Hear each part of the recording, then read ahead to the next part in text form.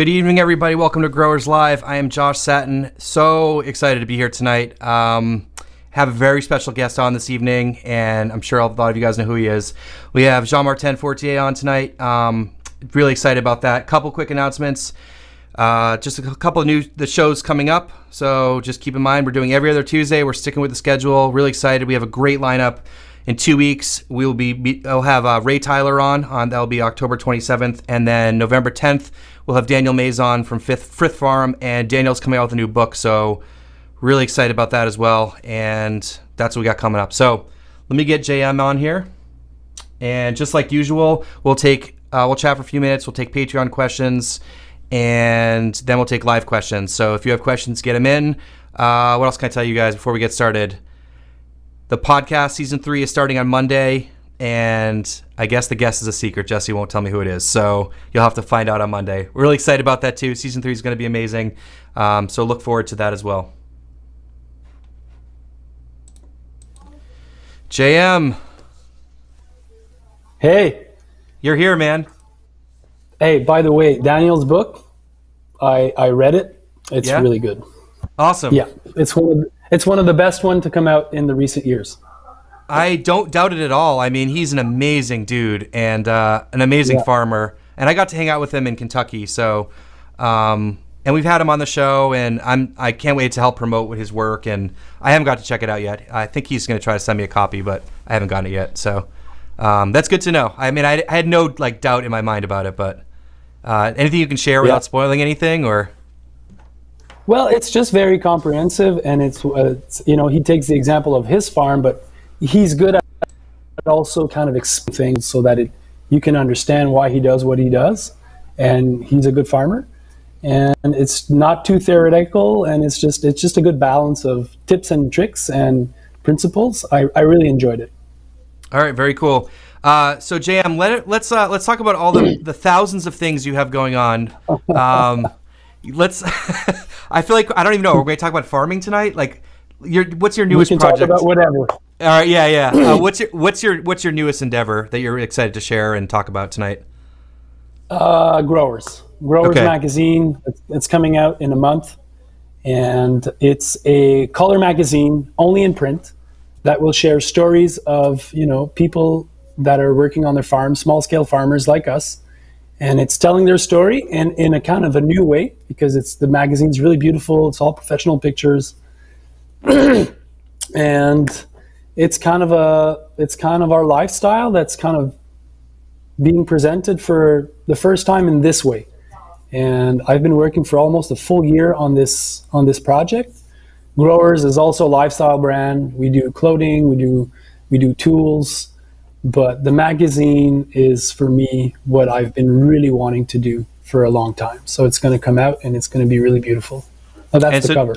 Yeah, so JM, this is the cover here. Talk a little bit. I mean, I've gotten to look through this briefly, but it's beautiful. I mean, it's unlike anything I've ever seen before. So that cover is something that we did in the studio. So these are mini figurines. So it's small scale farming. And, the title says it. It's celebrating and promoting small-scale agriculture, and it's going from the pioneers that paved the way to all the new growers out there that are taking it, 1,000 steps further out and changing the world, which is really the core message, is that small-scale farming is changing the world. And you know that because you're involved in this kind of space, and I know that because I've been in this space for a while, but why? Why is it changing the world, and how is it changing the world? These are the questions that I've been kind of asking myself, and that the magazine kind of answers that in many different ways. So anyway. So so what was the motivation to do print only? I mean, I feel like that's very different nowadays. I feel like everything's kind of going the opposite direction. Yeah, the magazine is really beautiful. It's 90 pages, so it's kind of thick. And it's something that it's not like a coffee table book, but it's something that you open and that you feel that there's something in it. And that's the experience that I wanted to recreate. And so it's just it's not, that call is not for profit because it's expensive to do a print magazine, but it's just it's a beautiful object that I think people will have in their home, reading inspirational stories of other growers that are doing cool stuff. And, in my imagination, you'll be on the shitter, and then you'll be like reading one story one time, and then you're leaving it there, and then you're coming back to whenever. It's kind of an object that you'll have on the farm in your house. And that's how I see it. So that's why it's paper. Okay. And how often will it be coming out? What's the plan for that? Twice a year. Twice a year. The first one is coming out end of October, the 30th of October. There's the launch, it's the official launch of Growers and Co., which is a magazine, which is a clothing line, really cool clothes. We can talk about that later on if you want. And eventually, it's a media farm, so we'll be doing a lot of videos. I'd like to do a TV show, but that's down the pipeline. That's all really exciting. Yeah. Maybe we can talk about video, JM. It's my world. Yeah. It's fun. Yeah, I've had a lot of. Did you know that I had a series in French for 2 years, and they were they were filming me on my farm project for 2 years, me and my crew. And, we weren't stopping. We were just busy doing our stuff, boom, boom, boom. But it got so big. It got so much attention here in Quebec. It was crazy. It's just like one of the most viewed show on commercial TV. And, all my crew became rock star farmers. They had posters of them in the bus stops and everything. And that's why there's a click for me that when we present what we do in a beautiful light and in a real matter, so in our series, we were real. There wasn't any faking, and everything was like raw. People dig it, and they support the cause even more when they feed on what our energy and what we do and why we do it. It attracts a lot more people to the bandwagon, and that's what I want to do with the magazine. That's awesome. And so people know, I think I see some comments in here, there is a subtitled version as well. I've seen that. So it is available. Called The Farmers. Okay. For us English, non-French speakers, we can still watch it. Yeah, and that was kind of fun and sad in a way, because I know that a lot of my work is in English because I want people in the US and everywhere to have it be accessible, but to film it in French, which is my first language, and the farm operates in French, and I train my crews in French, and to have it kind of in that real mode was kind of fun. And we're a small community here in Quebec. We're like 8 million. So, you can become a star pretty fast because there's not that many of us. And it was just amazing to have a crew on us for 2 years. And anyway, the show is fun. You can check it out. Yeah, everyone should check it out. I think, but what you're saying, and we were talking about this right before we went on, was that idea of, highlighting farmers, telling their stories, sharing the beautiful and important things that people are doing, and giving them like an outlet that's, a beautiful print, or we were talking about video, or we're talking about podcasts, and I think that's really important. And I'm happy to be part of that. So I think that's really cool, JM. Yeah. And it, if you think about it, what we're doing as small scale farmers, working the land, being stewards, doing it organically, feeding communities with healthy foods. It's very, and it's tough, and it's challenging. And so many people, Josh, I can tell you, have looked at what we do, as farmers that are doing direct marketing, doing accounting at night, doing, 40 different vegetables. And, it's tough work. It's challenging work. There's a lot of people now that are getting into farming, and they had high paid jobs doing other stuff. And they're like, this is much harder. This is complex. And I think that when we put the spotlight on that, it helps us, just become relatable to others, and they appreciate our work even more. But the stories need to be out there. And a podcast does that, a video series does that, a magazine can do that. And I think the more of us out there that are putting the spotlight, I think that's good. Yeah, I think my biggest takeaway, Jam, from visiting a lot of farmers and sharing their stories is the people I meet. It's always the people. It's always their stories. It's how they approach things. I'm just blown away by the intelligence and ingenuity and dedication that these farmers have, because it's so hard. It really is. And I don't know. I just met the coolest people. That's all. That's my takeaway from all this. Yeah, cool people doing the courageous work and doing it for the right reasons also, you know? All right, so talk a little bit, JM. I want to get into some questions, obviously. That's why people are here. I'm not to listen to us just blabble, or maybe they are. I don't know. How's the farm going? What's that look like nowadays for you? So I don't know if you know, but in 2015, I left my home farm, which my wife runs without me now, La Grelinette, and she still runs it, and she's just kind of semi-finishing.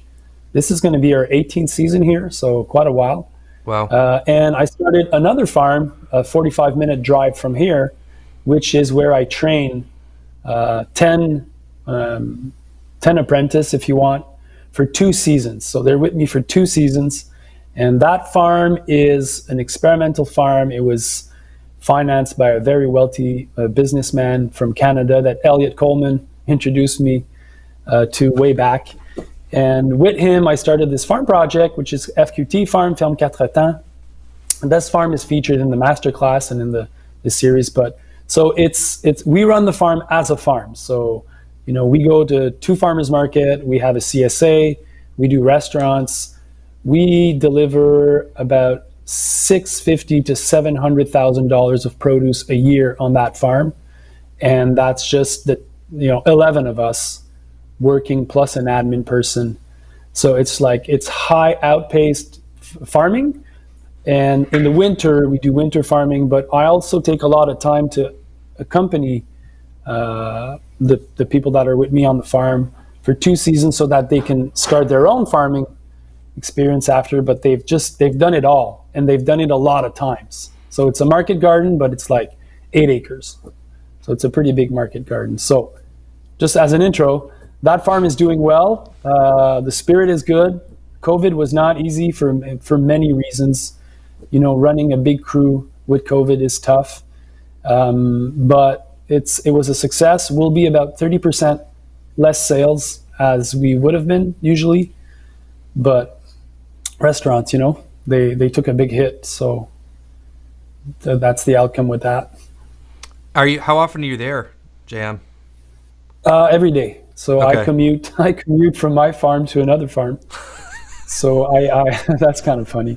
It is. But it's it was kind of the price to pay to do what I do. But I go there, and there's a silver lining to it. It's like when I leave the farm, I have like about 45 minutes to kind of decompress, and when I get here, I'm really here. There's a stop to the farming, and then when I leave in the morning, I also have some time to kind of think about my day, get prepared, get in the right mindset, and I make my phone calls in the car. So when I get to the farm, I'm just kind of full on farming. So that's kind of cool in a way. So yeah. Yeah, I'm kind of, I don't have a farm of that size, but my new situation, I have to drive 30 to 35 minutes to the farm I'm working at now, and I'm training people, and it's obviously a much smaller scale, but yeah, it's got its pros and cons. Like sometimes I want to do something and I'm like, I'm not going down to the farm for this, so it's not going to happen. But there is that separation, which I think overall is probably better for me at this point. Mm-hmm. Well, my wife says it's better because she's been enjoying herself. She runs the farm without me, and she's just the boss, and she likes it. So that's been good for our relationship. And I learned so much in the last 5 years doing that other farm, just designing the farm, building it. It's a pretty big project, creating the ecosystem that's all around it, and then just having all these people coming in, coming out, feeling that I'm part of their life because I'm kind of transitioning with them. And it's been really cool. It's the first year though that with COVID I'm like, kind of miss my home farm where everything is simple and I don't need to manage what people are doing at night because if you're visiting that guy, does he have COVID? And it's just that was kind of a mess. But yeah, overall it's pretty positive, and I still love farming. I keep doing other projects to accompany my farming, but that's how it is. This is my 20th year, so it's been a while. Absolutely. And everything seems to be cruising along at your home farm too. You guys are kind of just doing. How's that been affected this year? It was a good season sales wise, and our markets weren't hit. We don't do restaurants here at La Grelinette. We do the local grocery store, which wasn't impacted. The CSA ran pretty much as is. It was the farmers market. It was slower because everything needed to be disinfected, and there was big lineups, and we needed one more person to be there to really speed up the process. But overall, the sales were there. Production was there, but it was just kind of a heavy year. It was very dry, and we ran out of water in end of July, so we had to dig the pond, double the size of the pond. And so next year we're putting everything on drip, which we've never had to do before. So that was a big, oh my God, there's no more water, So relate to California a bit more now. Yeah. I feel like this summer the weather in North Carolina was completely different than last summer, like not even close whatsoever. So yeah, it's just every year is going to be different. I feel like there's no like pattern to it. I don't know. You've been doing this longer than me, but what else can I say? How's the master class going? Is that still continuing? Yeah, master class is going really well. We just had another fine cohort. There's a lot of people still in it. There's we're about at 2,600 people in the class, and there's 11 people working in the master class, researching best practices, answering questions.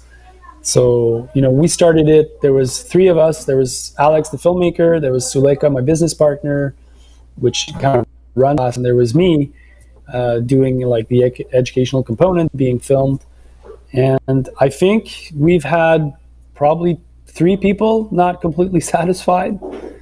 And so it's going a long way, and I'm really proud of it. It's good. We're still pumping out new modules. We're doing ginger this year. Really cool. There's a lot of money to be made with ginger. And the masterclass, the concept is like I've documented all the steps of how to do the crops best practice. So we film it and then we edit it. So it's like one shot. If you're looking at tomatoes, field tomatoes, you'll see from seed to final harvest to selling, and you'll see all of it. And then there's a technical sheet that gives you also the recipe of how we do it. And then in the videos, I also explain why, so that people can learn from these. But if you kind of stick to the guidelines, it works. And that was the purpose of the masterclass, was to provide people with SOPs, so that instead of trying to figure it out on themselves, you can just kind of follow somewhat of a path that works, and then you can adjust it. You can make some change eventually, but at least how we do things really work. And when you're doing all these different veggies, Josh, there's a lot of nuances, and there's a lot of things to learn about how to do things, and so we try to cover as much as possible. And I think it's a pretty cool project. I've only heard amazing things about it, JM. So yeah, and you're totally right. Every crop is different. Like people, I think when you're growing so many different things, you just every single crop, and some crops you only get 1 or 2 chances a year at, and that's it. And then you got to try again next year. So whatever you can. The guy that has 20 years of growing potatoes, that's 20 times. It's just not that much. It's not that much. I know. No. And I think people forget that a lot. And that information is so valuable to people. And I always tell people, start with way fewer crops than you think, because, man, every crop is just so different, and every season's different. So it's never the same thing twice. Yeah. Cool. And for me, it was really good because it was just like a good platform to do it, because doing a YouTube channel, you can't go into depth, and it's just you have 1,000 questions of people that don't understand anything, and you need to kind of answer to all of them. But now that it's a platform, people pay to get into the class, and when they're in, and then I'm responsible to make sure that they're getting the message right, and then we're answering questions, and we're making sure that the information is well relayed. But for me, that was just perfect to make such a move when we did that 4 years ago, because now I have a community that gets it, and then we can take it to the next level. There's a lot of people that are kind of newbies in the class, but there's a lot of experienced growers also, and then there's a peer-to-peer going on into the masterclass, which is something that I wanted to see happen, which is really cool. Absolutely. So, yeah. Do you want to get into some questions? Sure. Okay. So we're taking Patreon questions first here. First one's from Cameron Clark. Hey, JM, are there any new trends in farming that you're excited about? Anything you foresee changing the game in the next decade or two? Cameron, you think, is it he or she, Cameron? I think it's, I don't know. I don't know. Okay. I would assume a he, Okay. but I don't know. Okay, so let's are we talking about tools? It's you kind think, of, Josh, that would be... I think you can interpret it anyway. I think tools or techniques or any trends, anything. I think you can take that any direction you want, JM. Okay, so tools. I've been pretty high on tools for the last 6-7 years. I think that there's a lot of them that came out in the last few years that are game changers. The paper pod being one of them, even though I don't use it because I'm not certified. I can't certify it in Canada. Cultivating tool, Flextine weeders, a biodisc for market gardening. These are all cool tools, but better crop planning software, something like Tend, when that came out and where it's going, I think that has a lot of potential to seriously help growers optimize what they're doing. And I think that, going with online stores can also open a lot of avenues, to sell differently and sell more products because it's online and then you can prep the orders.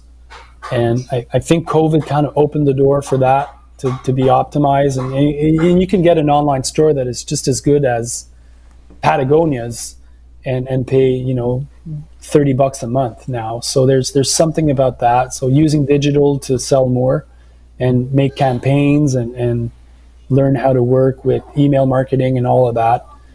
But overall, I just feel that the way the game is going to level up is when more growers become more professional, meaning that they know better practices, small incremental changes that make them better growers because they've been doing it for a longer period of time, because they've learned how to do things better, and then they just up their game by just being better educated, horticulturists. And I think that's a game changer.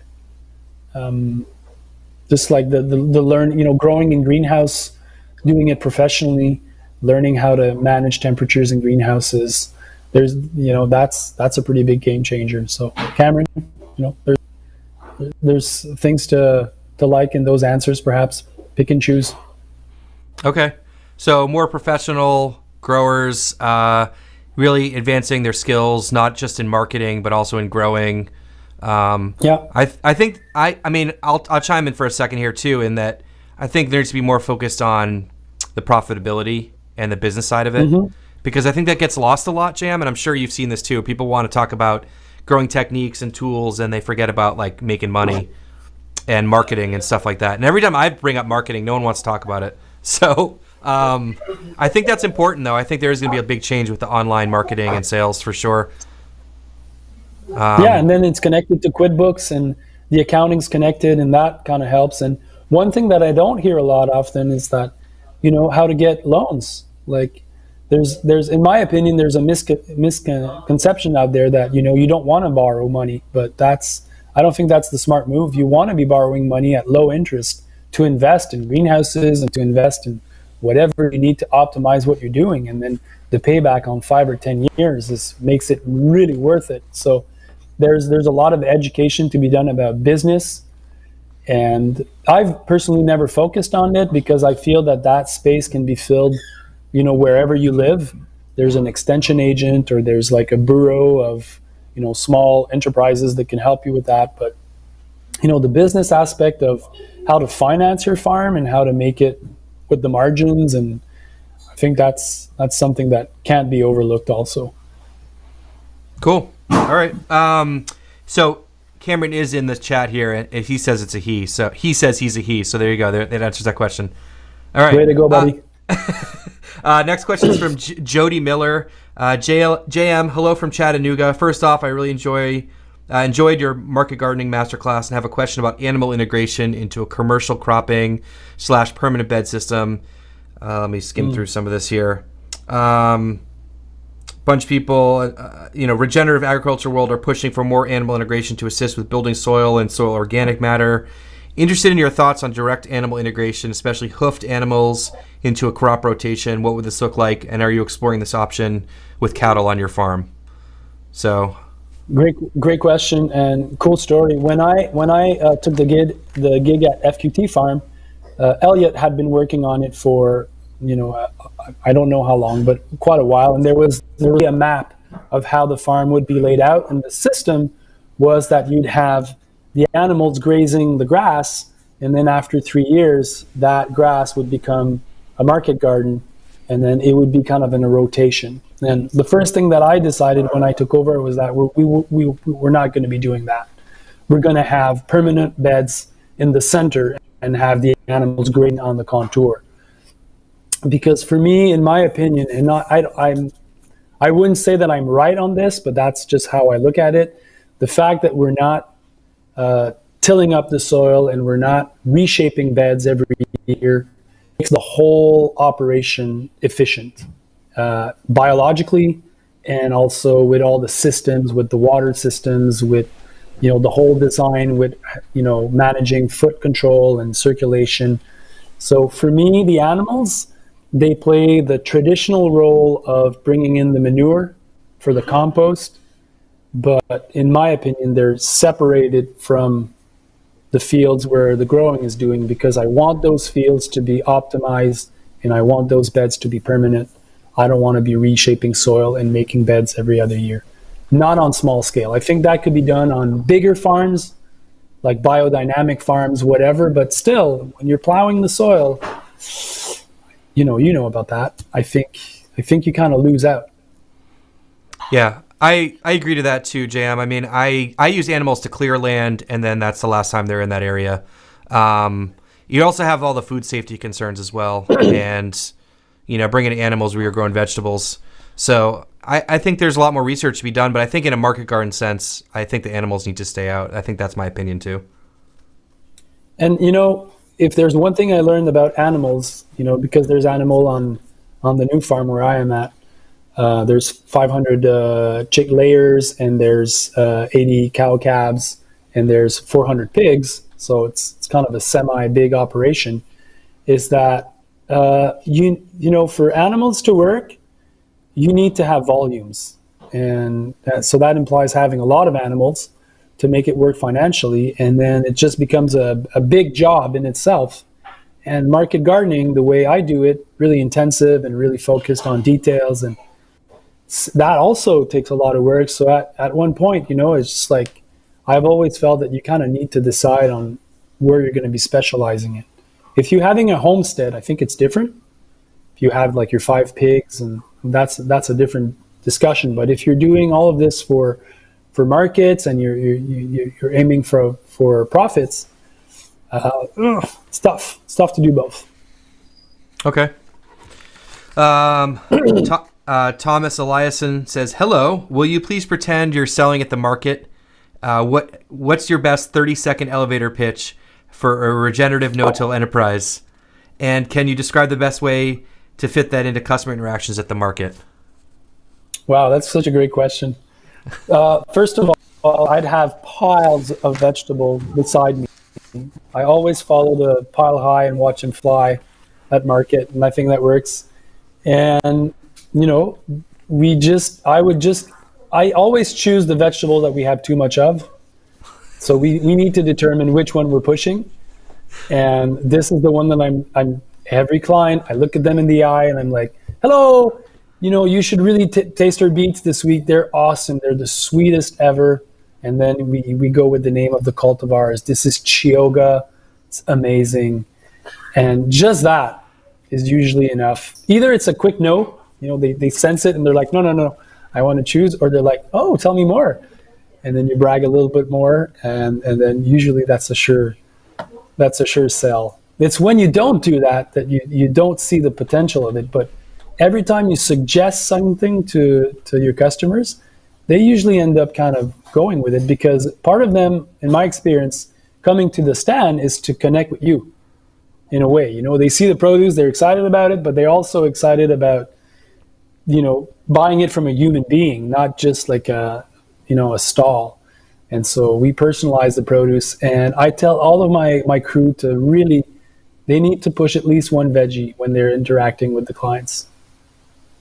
All right, so JM, you just use your charm. Is that what it is? You just tell them you need to buy it. Yeah, you look at people, and the best trick is, if ever you can remember their name, that's epic. Like, you know, if you can remember your client's name, you're in business for a very, very long time. Like, I don't have that skill set. My memory bandwidth is not so great, but I have little tricks to kind of fake it. But, you know, people's name, you know, presidents are elected that way, and it's just, that works. Yeah, so, I can't remember anyone's name. I'm the worst. My brain doesn't work that way. Some people you can remember so easily. But do you talk? That's great, first of all. But second of all, the question partly was asking about, like, do you talk about your growing practices to customers, or is that not even in the equation? Not really. Okay. I wouldn't say regenerative, because, you know, our customer base is not there yet. But we do have a big sign that says everything that we grow comes from the farm. Because where I sell the veggies now, that's at Jean Talon Market in Montreal. It's like the famous farmers market in Montreal, and there's probably 90 vendors, and I would say 88 of them go and buy their veggies and they resell them.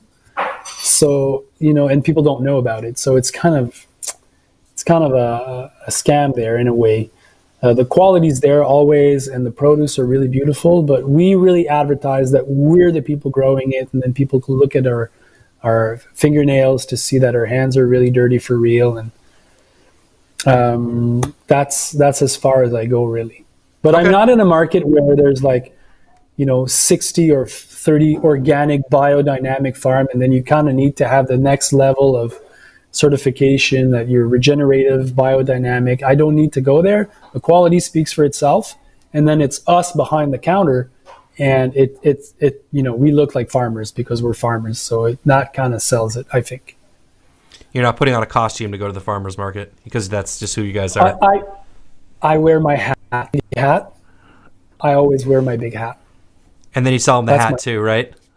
Well, I you know, and I try to have the biggest hat possible so that they know that I'm the boss.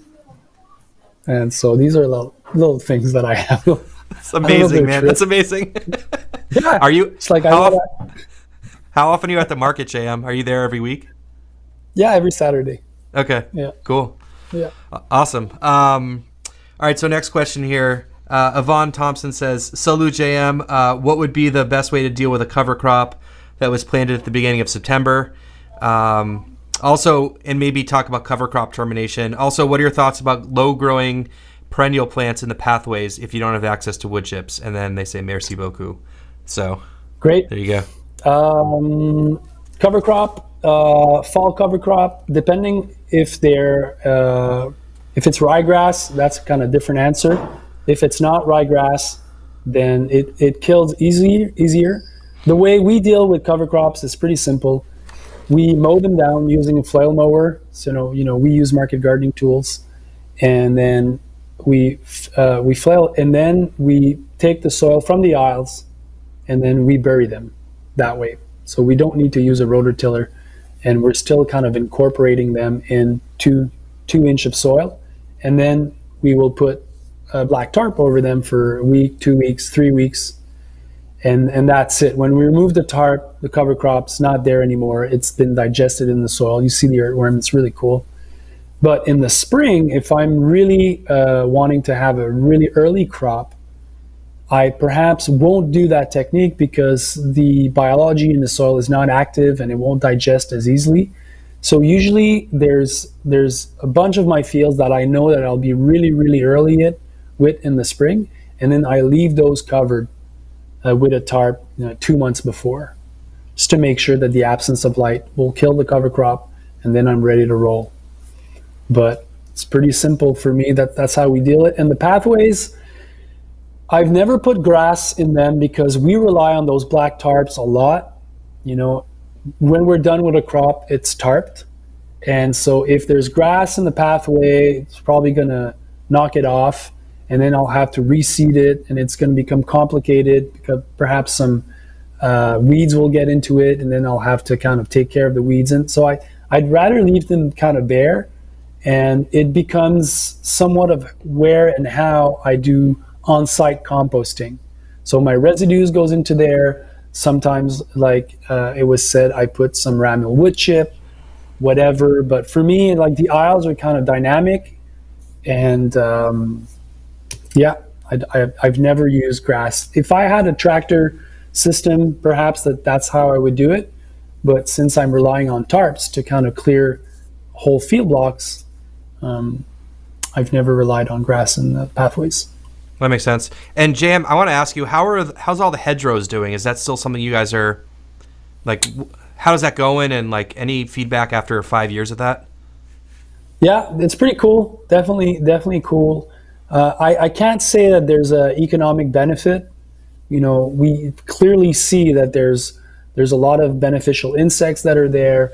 We've had research going on the farm for 5 years where there's predation, but it's not convincing, clear, concise enough to say if you put hedgerows, you know, your insect problems will disappear. I don't. You know, flea beetles will be there, and you know, summer squash will always be attacked by, you know, squash bugs and all squash bugs. But they're attracting a lot of birds, and birds do eat up a lot of insects. And you know, I don't think that the farm is susceptible to have like a full-on invasion of 1 or 2 insects that would take over, because there's so much happening. So it's kind of a bug positive way of looking at it. The space is filled, the niche is filled.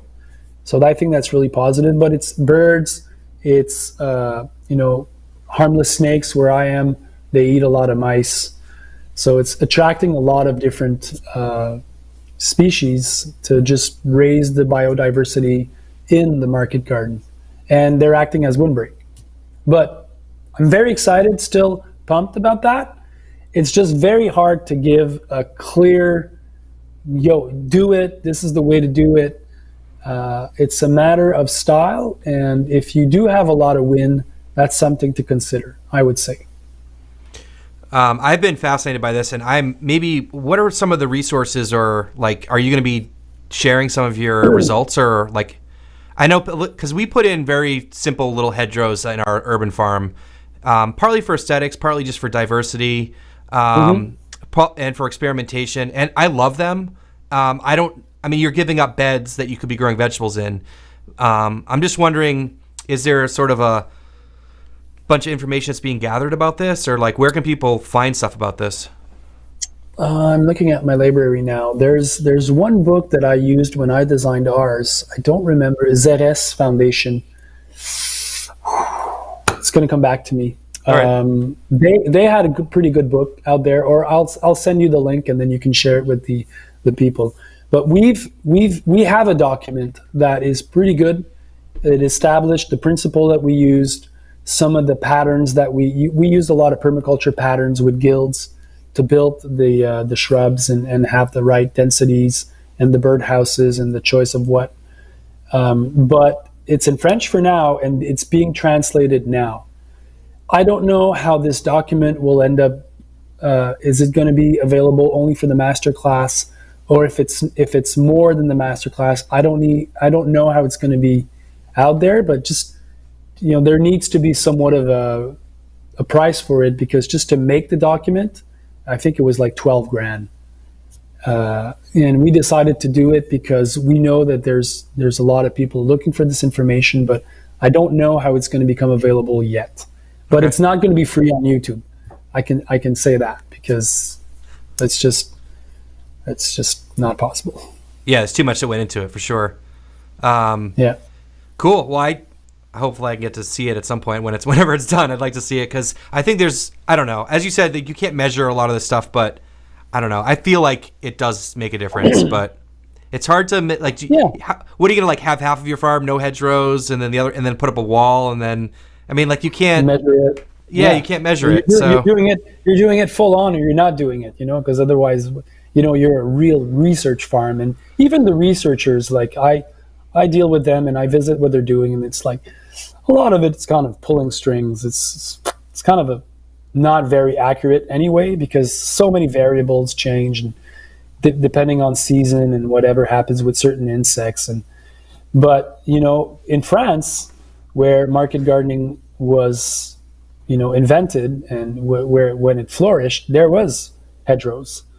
And so for me, like looking back at why and how things were done prior to tractors taking up the whole space, there's a lot of value in just kind of revisiting why they were doing it that way, and that's where I'm kind of looking for information more than going forward and looking for research and because I do feel also that we have a role to play in kind of reflourishing and setting up guilds and setting up niches for biodiversity to happen on small scale farms. I think that's one of our role, even if we're not compensated for it, and we should be. But I feel that we have somewhat of a role to play in wildering. Can you say that word? I don't know. Make wild again. Okay. I just saw a beautiful movie. Yeah, I just saw a beautiful movie last night about that. The guy that did Planet Earth, he's 94. The voice of that, and David Attenborough. It's just people should watch this movie. It just came out on Netflix, and I watched it with my 11-year-old and my wife last night, and we were crying our whole way through the movie. But at the end, the last 11 minutes, he gives somewhat of a vision of hope, and his word is we need to rewild the earth. We need to make it wild again. And I think our farms, we can do some of it. So I had a conversation. I don't know if you know Cliff Davis from Pig and Leaf Farm in Tennessee, but we had a conversation and he was like, yeah, we're doing hedgerows, but he's like, man, we got to deal with the lettuce. We got to deal with this. Like hedgerows like last on the list, and it's like, I agree. It's hard, man. It's hard to put the energy in when you say we're not compensated for it. So I think it's a really hard thing to swallow. I know, but we should be. You can't sell it, And we should have grant money to at least buy the shrubs, and right. That would be at least. And then you could plant them in the fall when you're kind of done with most of your plantings, and then fall is the best time to plant shrubs anyway. But yeah, it's true. It is a lot of work, but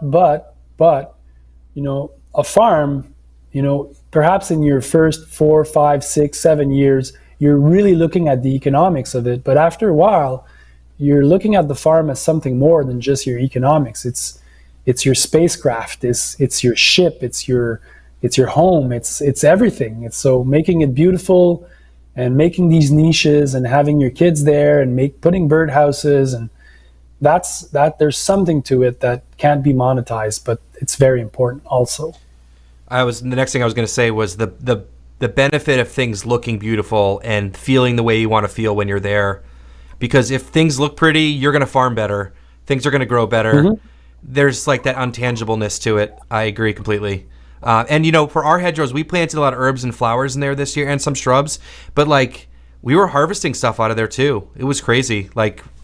So there's a lot of potential. I just I'd love to see some information gathered. So anyways, I'll be totally off track for the question here, but I want to talk to you about hedgerows. So that's awesome. That's awesome. I'm a big believer in beauty, by the way. I think beauty is a game changer for sure. And I've been following in the work of Doug Tompkin. He's the founder of the North Face, and then he started another brand in Europe called Esprit. And then eventually he made gazillion millions of dollars with that. And then he started to buy pieces of land in Patagonia parks. And then he single-handedly with his wife built the biggest network of natural parks in the world. And that guy's American. He was a good friend with the founder of Patagonia. And his whole model of thriving and entrepreneurship was based on beauty. Beauty drives a lot of what we do. And so it's important. Yeah, and Yeah. from a business perspective, JM, like I tell people this all the time, like if your farm looks beautiful, it'll market itself. You know what I mean? Like if your farm looks amazing, people want to eat your vegetables. And I think that is always true. So, Yeah. All right. Let's get to another question here. Adrian Durning says, Shalom, JM. When creating new beds, in the scenario where you, because of space issues on the property, had no choice but to expand onto an inclined hill, how would you go about your advice on how to go about it, considering placement of beds, mulch and or grass in the rows, landscape fabric, etc.? So what are some approaches of farming on a hill? Difficult answer to question to answer, because I need to see the site to see the grade of the slope and how much land is there. But in big slopes, I would definitely opt for terrace, to terrace it. I don't know if I'm saying it well. Terrace? You know what I mean? Yeah. Yeah. Because you want to have some small slopes to have drainage and to make sure that the flush floods, get washed out of your fields. But too much slope is not good, because everything kind of rolls down. Your fertility goes down, your soil organic matter goes down, and it's very hard to work uphill with a BCS or even a tractor. It can be dangerous. So depending on the grade of the slope, terraces could be the way to do it. That's how they've done it in Asia for millions of years or thousands of years. And I'd need to see a picture or the field to have a good answer for that question. Yeah, I agree. I think it depends on how steep it is. I was out in California at Sage Hill Ranch Gardens, and their slope was insanely steep. So they started by doing like one bed at a time, and then they started doing like 2 beds at a time. Now they're doing like 8 beds at a time, and just creating like big blocks into the hill. So, but they had to go bulldozer out there and just carve out the hill. So, but yeah, I think it depends on how steep it is. Yeah. So also, if we're working with living soils, you can use a bulldozer if you want to set up. The goal is after that, you want to build your biology, so you don't want to be bulldozing every other year. But because that's a question that I get asked often, is like, well, would you use a tractor, or would you use like to shape soil and to make the blocks and the farm? Like I'd use whatever, an excavator But once the beds are made, then it's there that you want to be really gentle and not overdo it with the spading machine and all of that. Agreed. Do your earthwork early and then build your soil. Yeah, because the worst thing to do is start growing and then you're like, hey, we want to move this stuff around. It's like, no, you got to do that first. Yeah, and in our climate here in the Northeast, there's a lot of people that don't look at drainage. They're like, they don't think about drainage, but when it starts to pour and there's no drainage, then you can really clog up the beds. And so water evacuation or even putting drainage tiles, that's something that you should be doing up front, not, after 4 years that you're like, okay, now my ecology is really nice, and then I'm screwing it all up to put drainage tiles. So. Yep, cool. All right, so that's the last of the Patreon questions. We'll take some live questions now. Been trying to keep an eye on the chat over here, and a lot of comments too, but there's a couple questions in here. So here's a question from I Am Organic Gardening. Says, do you feel that just cover crops can be enough instead of adding compost all the time? So maybe talk about like how you're using cover crops for fertility, what other kinds of things you might be adding, that kind of stuff. I think in my experience, it's a mix of everything that makes it work. So if you're only doing cover crops, I think you'll have success for like 4 years. And then you'll definitely see that you're not getting enough nutrients in your crops. If you're only using compost and you're never either re-mineralizing, or if you're not using the cover crops, because the cover crops, one thing that people, I'm not sure if they get that part, but one benefit of cover crop is that you have a deep rooting system that is feeding the subsoil. As the roots start to decay, that is food for your soil web. That when you're just laying compost on top, you're not feeding the subsoil in the same way. So cover crop for me, they play a role of feeding my lower level eutrophic community in the subsoil of my permabeds. And so that's one thing. And then putting the right compost, and then making sure that I'm also putting organic fertilizers so that I'm feeding the soil, but also feeding the plant, so that I have, optimal growth and plants that are really healthy. And then there's crop rotation and all of that. So for me, these are the 4 important things. And the 5th one would be going with something like compost tea. But that is very last in my pyramid of needs. That's the last one. And if you're not doing the first one and not compacting, then you could put compost tea. It's not going to make a big difference. Does that make sense? My figure of the pyramid?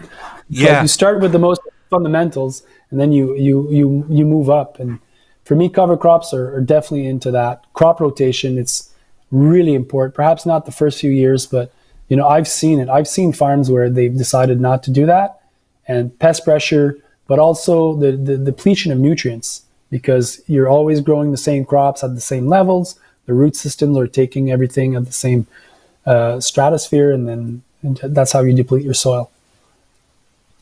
Okay. Does that make sense for you? Yeah, absolutely. Would you agree on that?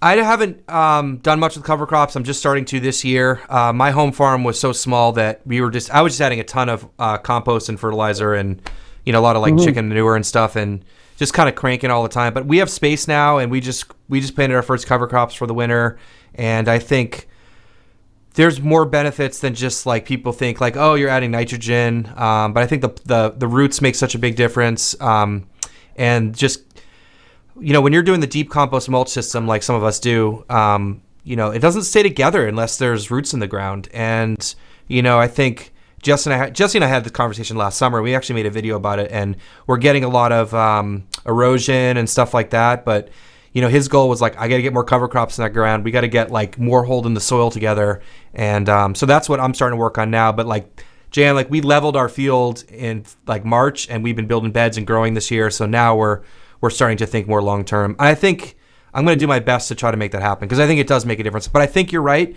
It's all of those things together. It's not just one approach, for sure. Have you guys been? And that's the beauty.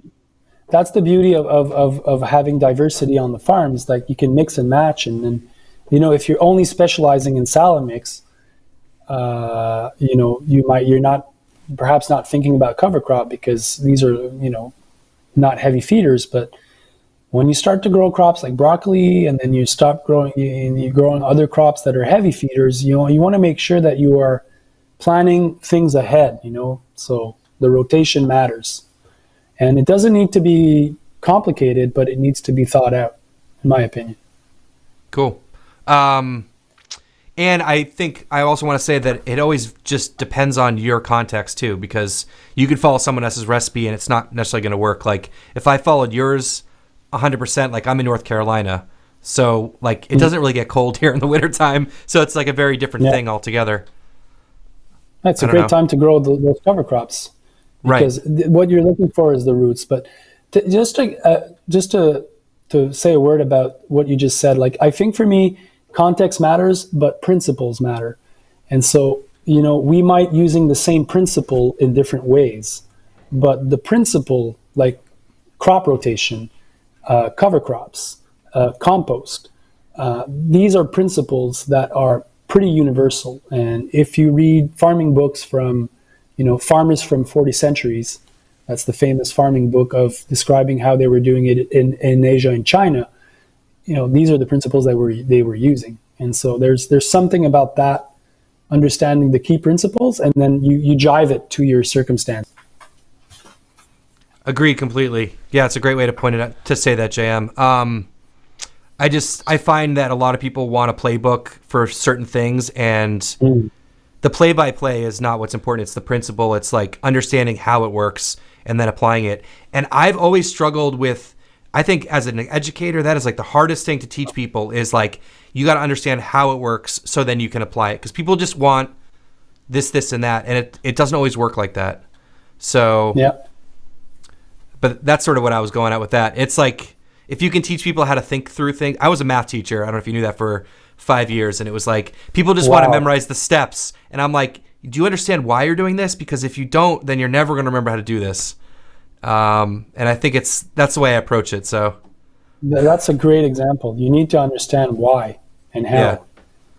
And that's like the highest level of, understanding. It's regurgitate is a very low level of understanding. So anyways. Yeah, I think one big difference when you're doing calculus is that you're not making money or losing money doing it. But when you're in the field, you're like, fuck, if that doesn't work, it's going to cost me. Yes. So that makes it stressful. Yeah, JM, just tell me how to do it, man. I don't want to lose this crop, It's not like getting a math problem wrong. So I got a couple more questions in here. I know we've been chatting for an hour, JM. I don't know how much time you have, but question here says... You know what? I have a lot of time, so it's you're on the clock. You decide. Oh, don't tell me that, JM. We'll be here all night. We'll just be chatting farming and philosophy, and it's all good. I'm out of tea over here, but anyways, question here is about ginger. Let's see. Any reference suggestion for growing ginger in cool climate? I know you talked about that you're working on that. Is it something that people should look out from you, or is there other references you can? Yeah, I'm filming. I've filmed all the steps of how we do ginger. We've been doing it for like 4 years on the farm. I think ginger is the most profitable crop per square foot that we do on the farm. It's amazing, and we grow it in the greenhouses. So it's a heated greenhouse. And we started in the nursery around January. We buy the kind of the roots, and then we sprout them, and then we plant them, and then we just kind of let it grow. And then there's 2 interventions in the whole summer inside the greenhouse, and then we start to harvest it early September. We sell it as fresh ginger. Most people have never seen fresh ginger. And then that's one vegetable that we kind of point to at farmers markets. Like, have you seen something like this? Have you smelled it? And then it's just amazing. People buy it. And then we go with the fresh ginger all the way till November. And then we harvest the rest. And then we store it. And then we sell it in their winter CSA also. So really cool. Really tall, beautiful leaves.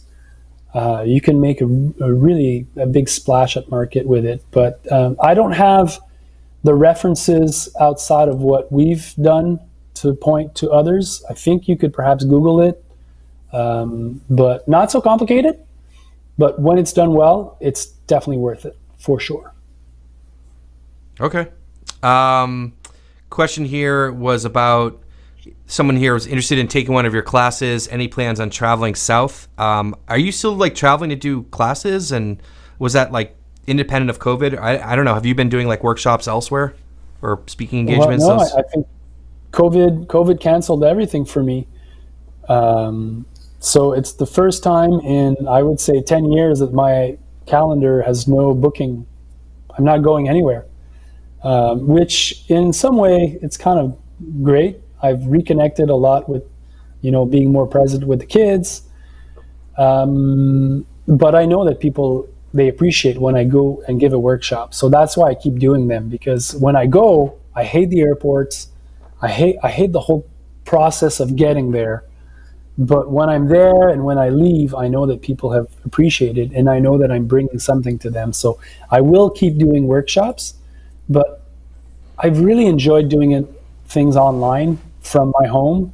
And now that I have with the masterclass, we have professional editors and filmmakers, and it's really concise, it's really good. So I think I want to do more kind of webinars that would be online but high quality, so that when people listen to these webinars, they're not losing their time, they're enjoying them. We make them, if they're interactive or they're dynamic. So I think that's more the route that I want to take.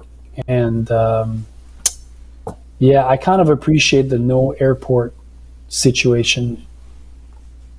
I understand. So, I think that's awesome, because first of all, I think you can reach more people this way. And I think just talking to you now over the internet, I mean, I get a sense of what it's like hanging out with you, and I think you're very effective that way as well. I don't think people are going to lose very much from that. So let's use technology. I mean, you don't have to travel. You can spend more time with your family and, connect with as many people as possible. I think that's great. I know a lot of people love the in-person stuff, but we end up drinking less beer. That's the problem. That's true. So when that's the good part of being together, is that we go out for beers, and then I can relate with others in that way. And I like that part. And you're in North Carolina, but when I was with Jesse, I went to Kentucky, and we went to this amazing bar together. And it was that's how I met Jesse. And, so that part I liked, because that's how I make friends also. But for the time being, I don't know how people are relating to COVID, but down here in Quebec, it's pretty crazy. Like the state is kind of under, we can't do anything. We're kind of locked in. Yeah, I agree. I think I hear more and more people talking about this, and I totally agree. It's like when you get together for a workshop or a class, it's awesome. Like there's all the technical stuff, but then like the best part for everyone is the beers and hanging out and chatting afterwards, and those friendships and connections. And like, yeah, we're not drinking a beer right now. I don't know. I guess we should be. I don't know, but we're not hanging out like in person. But if we were, I'm sure we would be. So, that part of it's missing for sure. It's that personal connection with the people that you want to connect with. So I don't know. Hopefully we'll be back to it sooner than we hope, I just have no sense right now, but yeah, it's really hard to know. I could tell one other thing about that is like, and more now, if I do more workshops, I think it's going to be less about me presenting stuff all the time, and it would be more me about bringing people together and then having a bunch of farmers together solve their own problems, and they're hitting this and doing workshops where there's more interactions. Like I was kind of tired of being like the professor kind of showing everything, and it was kind of like I had to be entertaining for like 8 hours to have people still interested, and it takes a lot of energy to do that. So I'd like to be more of a facilitator, and then have all sorts of information and it's all filmed, it's all documented. I can show you how to grow all the crops you want, but perhaps visit some of the material together, watch the video, have a discussion. So I'm kind of imagining different ways also to do live workshops. Cool. And this is as good a time as any to try to work on that while we have we can't do it in person. So that sounds great, Jam. Let's see. So Skylancer says, so you put the tarps down in the late fall or early spring, or does it depend on the beds? Okay, so it depends on the context. So the context is, where I am, I have snow. So what I usually end up doing, so the full sequence for the really early first crops is I put, probably in October, I put clear plastic over those beds. So these are all films from greenhouses or low tunnels or caterpillar tunnels. I have clear plastic over them. And then I'll have clear plastic for 6-7 weeks. I'm germinating the weeds under the clear plastic. Even if it's cold at night, it warms up during the day, and then I'm germinating weeds.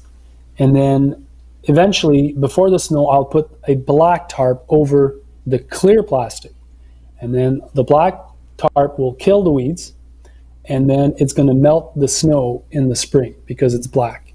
And then as soon as the snow is melted on the black tarp, I remove the black tarp, and there's snow around my other blocks, and then the clear plastic is there, and then it's warming up the soil. And then I'll leave it as long as it needs to be, and then when I'm ready to seed, I remove the clear plastic, and then I have weed-free soil, really warm and dry. And then I can seed as early as March here in my climate. And then I put either a mini tunnel or caterpillar tunnel or both over those beds. And that's how I get to be really, really, really early. So, okay. So that, yeah. So those are beds you're not cover cropping, obviously, because you're just covering them in the fall. Yeah. So these are the beds that are covered. And then the cover crops will be the beds that will be planted later on. And then I have a rotation where it's never the same beds that are getting the first ones because they're not getting the cover crops. Is the clear plastic just like laying right on the ground? Yep. Okay. Flat. Yeah, and the beds are raised, so there's there's mounds, and so the water gets there, and then the sandbags are there, so it's staying there. It's not moving, but it's amazing how it warms up the soil in the spring. It's just it's amazing. Like, and every year I make videos, on my Instagram channel, and I show what we have growing in the fields, and people are like, in my area, people are like, how's that possible? We still have 3 feet of snow. And I was like, yeah, well, we have tricks. And the first one at market is the king. Absolutely. That's the goal. So I think it's interesting when people ask about like my situation, and I'm like, we don't have snow here. Like, it snows once. Yeah. I'm from Boston, so like I understand snow, but I didn't farm up there. But we get like a couple inches once a year, and it's like, no, you guys, like, you have snowpack. You have to learn how to manage that, so you set that up in the fall. That sounds like such a simple system too. Labor-wise, I mean, you set it up and you're pretty much good, beside pulling a tarp. Yeah. And in other climates where it's not snow but there's sun, using the difference between the black tarps and the clear tarps, and using the advantage of both at different times, that's where the principles are at work, and then you make your calls. But to have beds really early in the spring that are warm and weed free and not wet is really one of the trick here with those clear plastics. Okay. There's a question here. How do you manage the edges of your blocks? I rotor till the aisles with an 18-inch rotor tiller. So I will pass around the blocks, and the pathways in my permabeds are also 18-inch, so I can use a rotor tiller really shallow for that, or a wheel hoe. But I like the rotor tiller because it's faster, and it does a better job of making sure that no weeds are kind of getting into the block. And then, most of the beds in the block will be tarped. So perennials have a hard time establishing because they're always they're either cultivated or they're tarped, and then the cultivated and tarped, so they have a hard time establishing. But rotor tilling the sides, and my tarp are also, I leave them on the side of my blocks. So on the length, that's where I store the tarps. I don't fold them anymore. I just I put them on the side, lengthways, 100-foot tarps, and then I put all the sandbags over them. And that creates somewhat of a barrier for perennials to not get in, because there's a strip of black tarp, plastic tarp, making sure that they're not Yeah, that makes sense. Yeah, that makes sense. You're leaving the tarps there, and they're tarping the perimeter on the exactly. Yeah, okay, cool.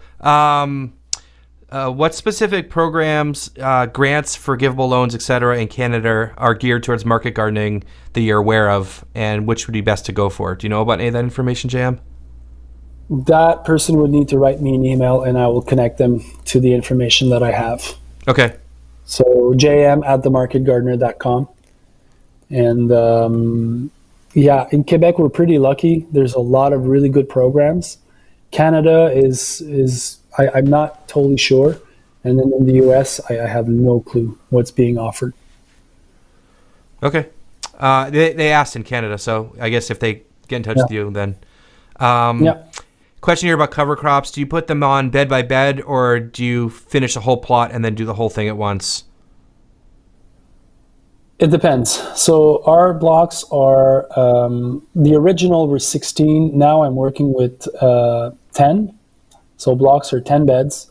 And I always try to have crops that are either 4, 6, or 10. Sometimes we do 8 and 2. But when we establish a crop, we try to establish crops that are being transplanted or direct seeded at the same time, and that will be done with, cropped out at the same moment. That's how we group crops together, and so that we can put a cover crop on either 4, 6, or 10 beds at a time. So it depends, but I'd rather have a cover crop on half of the block than no cover crop at all. Okay. Jason Stone here says, if you are getting ready for your first season but you don't have access to a BCS with a rotary plow, would you shape your beds now and tarp for the winter, or wait till spring? No, I'd shape them now. For sure. It's much better to shape soil in the fall when it's not wet. And then you can tarp them. And if you don't have a rototiller, that's okay. It's just more time for the tarp to be effective. If you do have a rototiller, then you can even, till a little bit of the sod and the grass. I've done it many ways. I've removed the sod with a sod removing machine. And lately on the projects that I do, I use a mini excavator with a bucket that's 18 inch, 16 and a quarter. And then I simply kind of take the sod on the path and then I flip it onto the bed. And the tracks of those excavators usually have 30 inch in the center to center. So it's just as you roll down, you're kind of over the bed and then you're just kind of flipping the sod of the path onto the bed. And then you're making your beds that way. And with a mini excavator, we can do, I think it was 10 100-foot beds per hour. Wow. So, yeah. That's really crazy cool that tool lined up that width as well. Yeah. Yeah. Okay. And most of them do. When you go to the rental, you just bring your measuring tape and they'll have one that works. Okay. Is that the original reason why people started 30-inch beds? No, I'm just kidding. Perhaps, I don't know. We need to ask Elliot that. That was really him. Okay. Well, what, the mini excavator? No, the 30-inch beds. Okay, yeah. I was like, I don't think he did that originally. I've never heard of that. That's amazing. Yeah. Okay.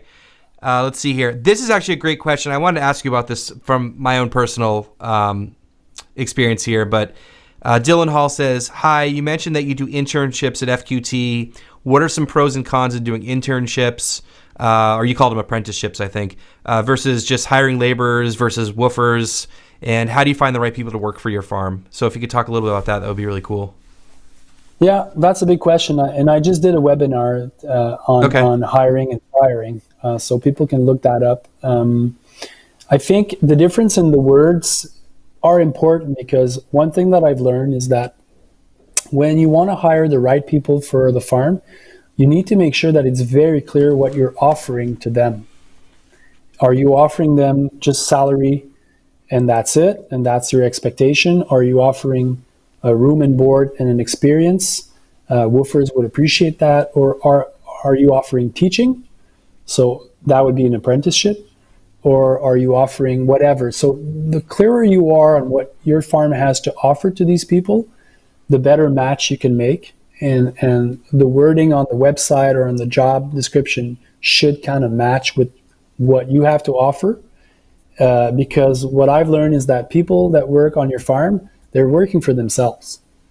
They're not there to help you really. They're there to advance what they want in life.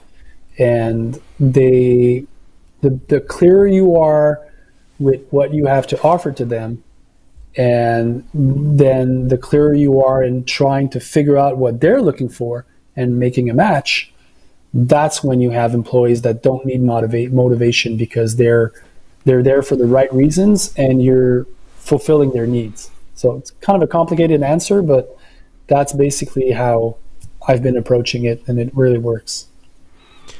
Okay, I agree with that 100%. And if it's paid or unpaid, it's the same sort of approach. Like they got to be getting what they need to be getting out of it. How does that? Yeah. So I know you described it as a teaching farm, and you said you have your apprentices there for 2 years. Is that right? Yeah. Has that model been working? Now you're 5-6 years in, and do you think about changing that moving forwards, or? No, that's perfect. Because for me, like, I'm good at taking them and helping them, but I'm not a great motivator. Like, I can't motivate you to be stimulated at work during the day. Like, I don't want to do that anymore. But if you are motivated, then I can really help you with all that I know. And it's not just the farming. It's also running crews and dealing with problems, communication skills. There's all sorts of important things when you're doing what we're doing. And the part for me that makes a difference is making sure that the people that are hired, they are motivated. They want to learn because they want to start their farms. And so, I don't need to provide motivation because I tell them, you only have, this teaching is there for you now, and then you'll be on your own pretty soon, dude. So that, for me, that really cuts it. But on a different farm, it's a different context. Perhaps what the farm has to offer is just completely different, just like a wage, and this is a job, and that's fine too, but you need to be clear with that. But I like the teaching part, and I like to I'm like the coach. Like I'm not the one doing the extra hour. I'm not the one putting all the extra effort. Like, I've done that, and I've done it a lot. Now I'm teaching them how to do it and how to manage their energy, how to manage the season at different time when there's like too much work and you're going crazy, how not to go crazy. So there's all these aspects of farming that I can help because they're with me for more than one season. That's beautiful, Jam. I mean, we're doing our program right now. We're doing, I think, 2 groups a year, I think, is what we're probably going to be doing, just because, I don't know. The farm's very simple. You know what I mean? So for us, it's like, and a lot of them are student, like a couple of them have been students at NC State, and I don't know. So that's what we're doing. And the struggle also from trying to run a farm is the turnover is tough. Like, when you get a new crew in there, you got to teach them all again, and you got to figure out what they're lacking, what they need help on. And there's a lot of efficiency that gets lost there. So I see that keeping people there for a while is probably really helpful for you. That's why I started the masterclass, because I soon realized that I can't be the one giving all the information all the time to a different crew every year. I have 5 that leave every year and 5 that come in.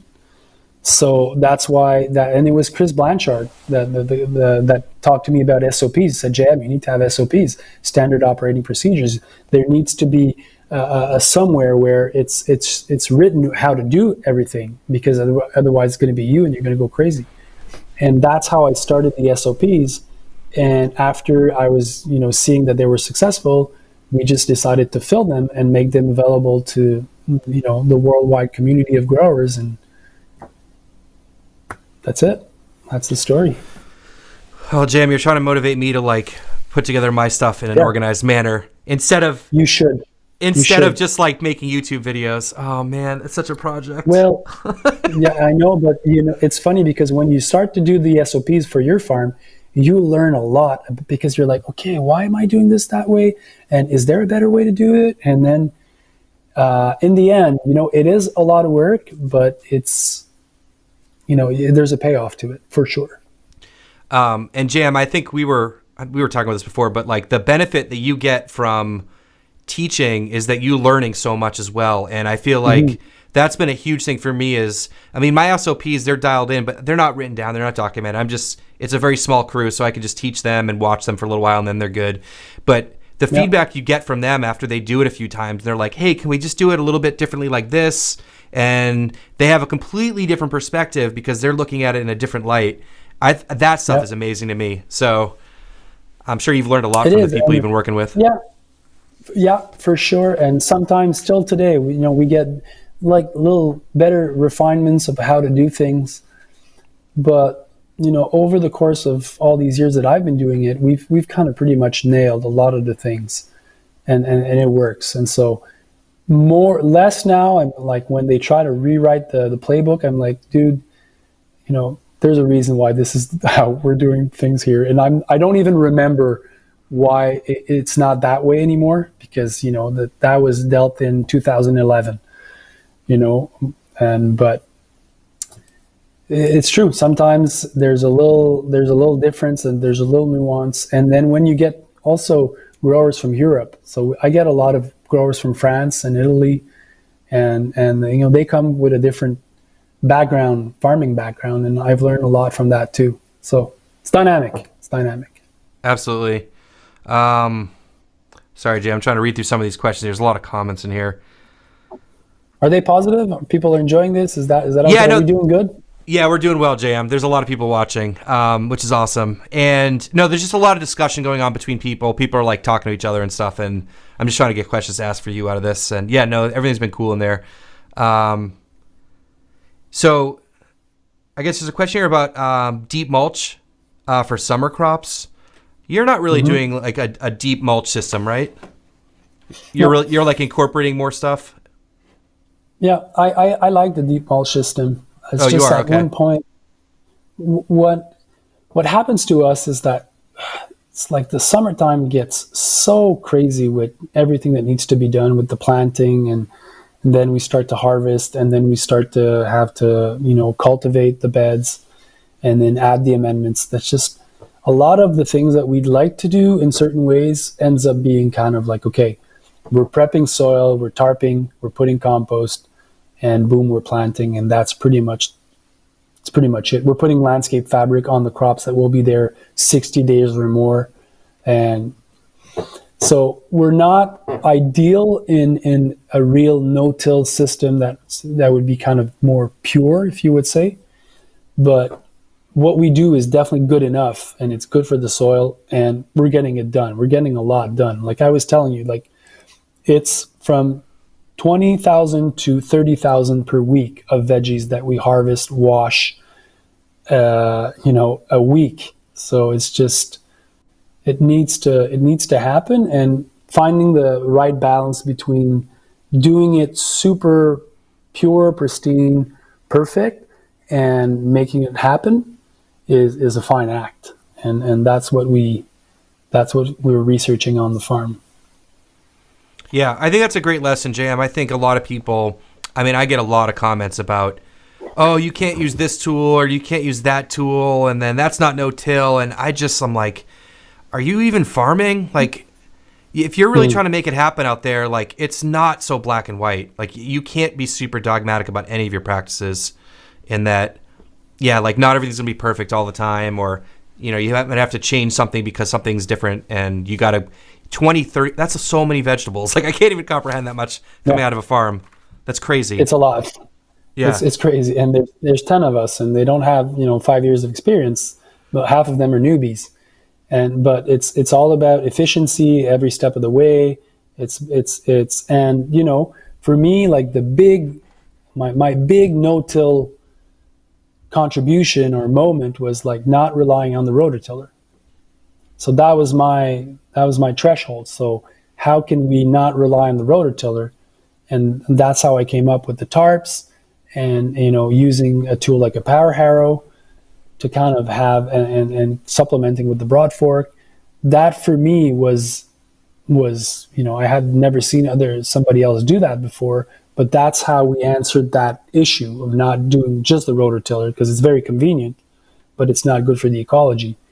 But from there you can take it to another level, but then it becomes a matter of also juggling with everything that you can do on your farm during a week, or how many hours you want to work on your farm. We work an 8 to 5, so we need to crunch things. So where are you right now with broad forking and parrow harrowing, and how's that being incorporated? It's pretty much the same thing that I've been doing forever. Okay. So there's not been that many changes. We do some crop itineraries with seeding on directly onto compost mulch. We do some of that. We use landscape fabric, but it's tarps, broad forks, and harrows, and man, it's pretty simple and it works. And so, absolutely, I don't know. Yeah, I find once you get your system dialed in, the more simple you can get it, I think the better for everyone involved and for saving time. So. All right, JM, we're going on an hour and a half here, so I'm going to, unless you have anything else you want to talk about, if people want to check out the magazine, that'd be cool, the Growers & Co. magazine. And there's going to be 3,000 in print. And so if you want to reserve, a copy, it's going to be online tomorrow on the Growers & Co. website. And I'd love to have feedback from people. This is the first time I do this, and I've put a lot of my heart into it, and a lot of people that I know that are really either super intelligent or super inspirational are covered in the magazine, but I'm also looking for people that want to be featured and that I perhaps don't know about. So if people want to reach out, jm@growers.co, they can shoot me an email if they find somebody interesting. And that's where I'm at. Well, JM, from a grower who's had a lot less experience than you, just thank you for everything. And thank you for sponsoring No-Till Growers and all of your support. And what people don't know is you're going to be a big sponsor for the podcast for this season. And we really appreciate that. And just want to say thank you. And thanks for coming on tonight. And amazing, JM. Thanks for everything. We should do it again. It was cool. It was fun, Josh. You don't have to twist my arm, man. Anytime you want, JM. You could come on. We'll do this every week. No airports. I'll put my big hat. All right. Beers next time, JM. All right. All right, man. Okay. Thanks so much. Yep. Well, guys, super special evening tonight with JM, and hope you enjoyed it. Keep in mind, 2 weeks from now, we'll have Ray Tyler on. That'll be October 27th, and then November 10th, Daniel Mays. Thank you so much for watching tonight. Thanks for all the support along the way, and we really appreciate everything. Make sure you hit the like button if you haven't already, and have a great evening, everybody.